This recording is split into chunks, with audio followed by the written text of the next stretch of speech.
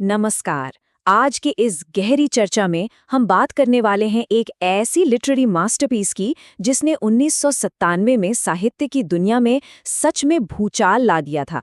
अरुंधति रॉय का Booker prize जीतने वाला पहला novel the God of small things. Bharat के केरला राज्य की हरी भरी मानसून से भीगी हुई जमीन पर स्थित ये कहानी सिर्फ एक परिवार की कथा बिल्कुल नहीं है। असल में ये सामाजिक भेदभाव, वर्जित प्रेम और उन ऐतिहासिक नियमों की एक झकझोर देने वाली आलोचना है जो सदियों से चली आ रही हैं। आज हम इस कहानी के हर एक हिस्से को पूरी गहराई से समझेंगे। आज का हमारा सफर माइक्रो से मैक्रो तक जाएगा, यानी शब्दों की सबसे छोटी डिटेल से लेकर समाज के सबसे बड़े और कठोर नियमों तक। हम नॉवेल के ट्रॉमा के ढांचे, शब्दों की ताकत, समाज के लव लॉज, केरला की राजनीति और आखिर में अरुंधति रॉय के एक्टिविज्म पर चर्चा करेंगे। ये विश्लेषण इस बेहद जटिल किताब को आसान और रोचक तरीके से समझाने के लिए बनाया गया है। तो चलिए शुरू करते हैं। शुरुआत करते हैं हमारे पहले विषय द आर्किटेक्चर ऑफ ट्रॉमा से। देखिए, इस नोवेल की कहानी का ढांचा अपने आप में ही एक बहुत बड़ा सवाल है। ये कहानी किसी सीधी लाइन में नहीं चलती।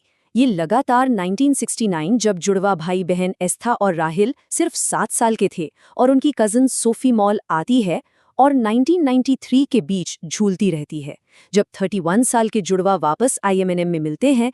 बीच में 1992 का जिक्र भी एक अहम कड़ी बनता है। एक क्लासरूम प्रेजेंटेशन के नज़रिए से इस ढांचे को समझना बहुत ज़रूरी है, क्योंकि ये बिखरा हुआ स्ट्रक्चर शानदार तरीके से दर्शाता है कि इंसानी यादें और ट्रॉमा आखिर काम कैसे करते हैं। ट्रॉमा के असर में बीता हुआ कल लगातार आज में दखलंदाजी करता रहता है। अगर इसको थोड़ा और गहराई से समझें तो ये किताब एक सीधी प्लॉट लाइन के बजाय वॉल्टर बेंजामिन के एंजल ऑफ हिस्ट्री यानी इतिहास के फरिश्ते की तरह काम करती है। ये कहानी याद की राख और मलबे को खंगालती है। जैसा कि किताब में ही कहा गया है, ये एक जली हुई इमारत के बचे हुए हिस्सों की तरह है। यहाँ अलग अलग किरदारों के नज़रिए से उन दर्दनाक घटनाओं को धीरे धीरे उजागर किया जाता है जिन्होंने उनकी जिंदगियां तबाह कर दी।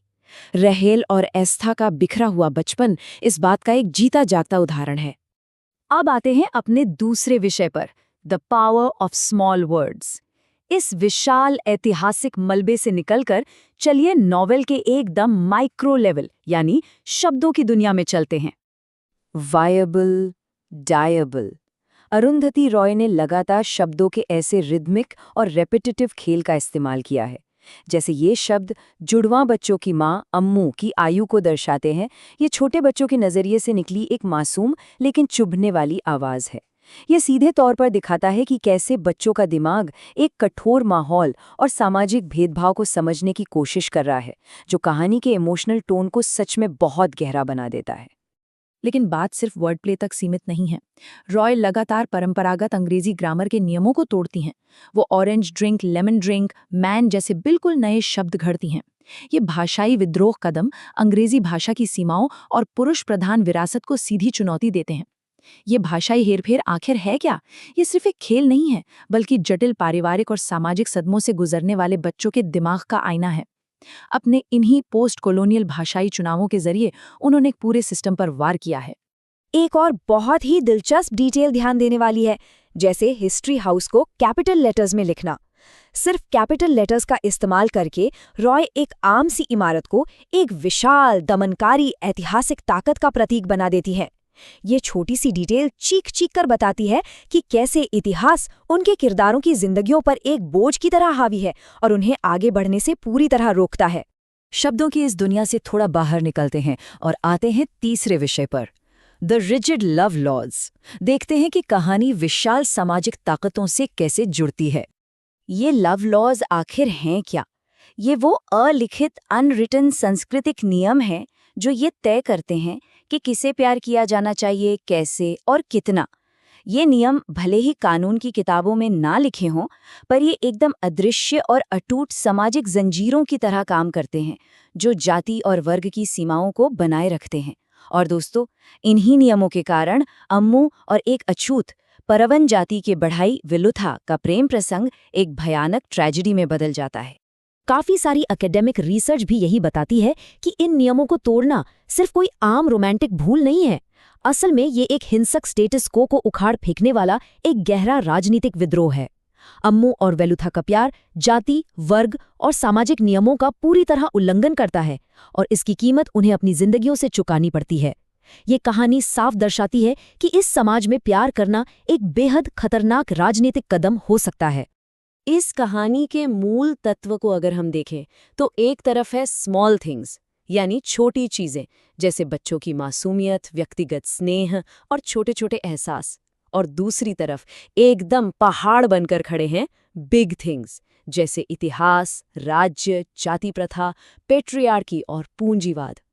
कहानी का सबसे बड़ा सच यही है कि इन विशाल ताकतों के आगे आम इंसान की छोटी खुशियां और उनका वो गॉड ऑफ स्मॉल थिंग्स हमेशा हार जाता है। इन बड़ी ताकतों के चक्रव्यूह में छोटी चीजें हमेशा कुचल दी जाती हैं। हमारा चौथा पड़ाव है post colonial Kerala and politics. चलिए अब अपने नज़रिए को थोड़ा और बड़ा करते हैं और कहानी में दिखाए गए केरला के सामाजिक राजनीतिक माहौल पर ध्यान देते हैं। केरला की जो अनोखे डेमोग्राफिक्स हैं उन्हें समझना यहाँ बहुत ज़रूरी है। करीब 33 मिलियन की आबादी, बहुत हाई लिटरेसी रेट, लगभग 18% ईसाई अल्पसंख्यक, एक बेहद मजबूत कम्युनिस्ट आंदोलन और इन सब के ठीक बीच में जाति प्रथा के कठोर अवशेष। यही वो कॉम्प्लेक्स वातावरण है जिसमें कोचम्मा परिवार और उनकी factory paradise pickles and preserves फलती फूलती है। ये बैकग्राउंड कहानी के संघर्ष को और भी ज्यादा यथार्थवादी बना देता है। और इसी माहौल में आईएमएनएम गांव में सिर्फ लोगों का ही नहीं बल्कि विचारधाराओं का भी आमना सामना होता है, खास तौर पर कम्युनिज्म और कैपिटलिज्म का टकराव। कहानी में एक तरफ चाको है जो कैपिटलिस्ट तरीके से पिकल फैक्ट्री चलाना चाहता है, वहीं दूसरी तरफ ईएमएस नंबूदरीपाद और कॉमरेड पिल्लई के नेतृत्व में कम्युनिस्ट आंदोलन है जो पुरानी जमींदारी व्यवस्था को खत्म करना चाहता है। रॉय यहाँ दोनों ही तरफ के काम करने के तरीकों और उनकी खामियों को पूरी तरह निष्पक्ष होकर दर्शाती है, ये दिखाते हुए कि राजनीति अक्सर आम इंसान के मसाइल जैसे जाति भेदभाव को कैसे बिल्कुल नजरअंदाज कर देती है। अब आते हैं अपने पांचवें और आखिरी विषय पर, from fiction to activism. Novel के ये डीपली पॉलिटिकल थीम्स आखिर हकीकत में अरुंधति रॉय के अपने सामाजिक कार्यों से कैसे जुड़ते हैं। हकीकत में देखा जाए तो रॉय का काम उपनिवेशवाद की विरासत पर एक करारी चोट है। जैसे कि कहानी में आने वाली मीनाचल नदी को ही ले लीजिए, जो कभी जीवन का स्रोत थी, वो बाद में पेस्टिसाइड्स और प्लास्टिक से पूरी तरह भर जाती है, और ये पेस्टिसाइड्स वर्ल्ड बैंक के लोन से खरीदे गए थे।